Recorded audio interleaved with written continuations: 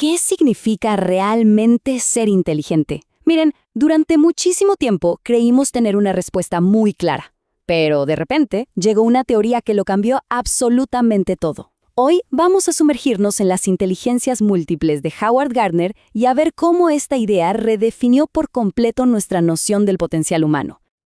Por más de un siglo, la ciencia nos dijo básicamente que la inteligencia se podía resumir en un solo número, el famoso coeficiente intelectual o IQ. La idea era simple, se nacía con una cantidad fija de inteligencia y ya está. Pero, a ver, pensemos un momento. ¿De verdad la genialidad de un músico o la increíble destreza de un atleta caben en una sola cifra? Parece que algo no cuadra. Para entender la verdadera magnitud de la propuesta de Gardner, primero tenemos que hacer un pequeño viaje al pasado. Hay que ver cómo fue que esta visión, tan limitada de la inteligencia, llegó a dominar nuestro mundo. Esta obsesión por medir la mente no es nueva, ¿eh? Empezó con cosas que hoy nos parecen pseudociencia, como la frenología. Sí, eso de buscar respuestas en los bultos del cráneo. Pero para el siglo XX, todo se consolidó en la prueba de IQ. Y para mediados de siglo, este único número ya se había convertido en el paradigma, la vara con la que se medía el potencial de una persona. Y justo aquí está el problema fundamental. Usar una sola métrica es como querer ver todo el universo a través de una cerradura. Es un lente demasiado estrecho. Ignora por completo la inmensa diversidad de talentos y, lo que es peor, no sirve para predecir el éxito en el mundo real, que exige habilidades mucho más complejas.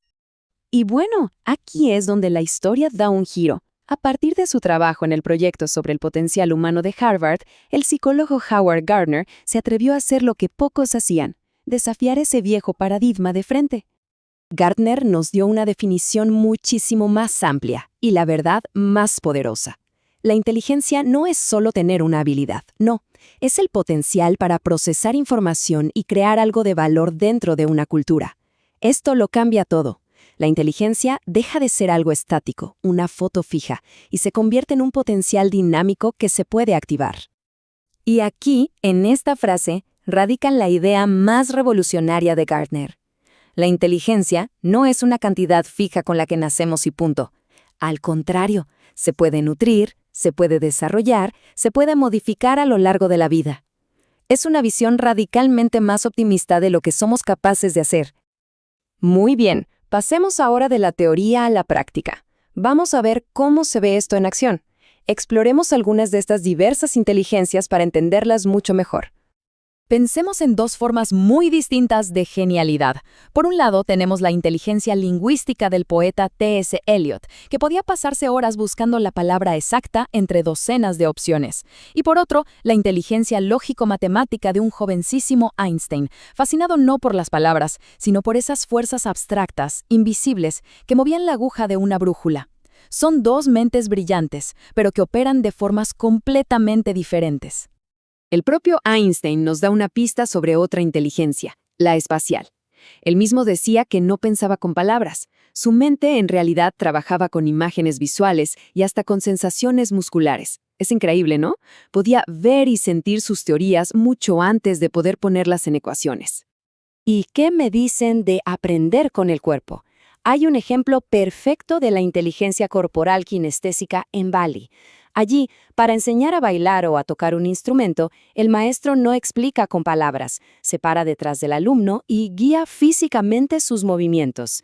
El conocimiento se transmite a través del tacto, del movimiento, creando una comprensión intuitiva y profunda que las palabras simplemente no podrían lograr.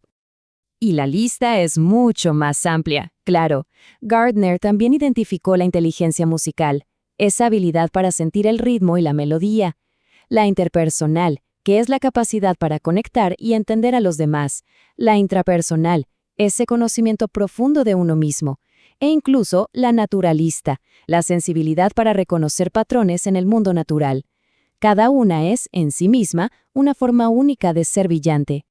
Bien, entonces, ¿qué significa todo esto en la práctica? ¿Qué hacemos con esta información?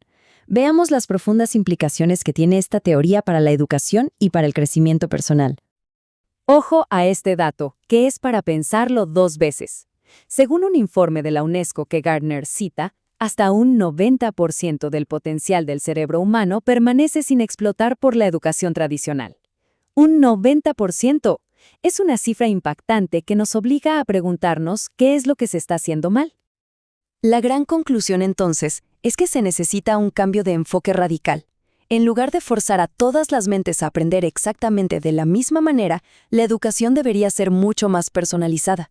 Se trata de identificar las fortalezas de cada persona y usarlas como un puente, como una palanca para aprender en todas las áreas. Y esta idea de Gardner resume perfectamente la aplicación práctica. La inteligencia musical de una persona no sirve solo para aprender música, puede ser la mejor herramienta para enseñarle matemáticas. La inteligencia espacial puede ser la clave para entender historia. Se trata de usar la forma en la que alguien es inteligente para ayudarle a aprenderlo todo.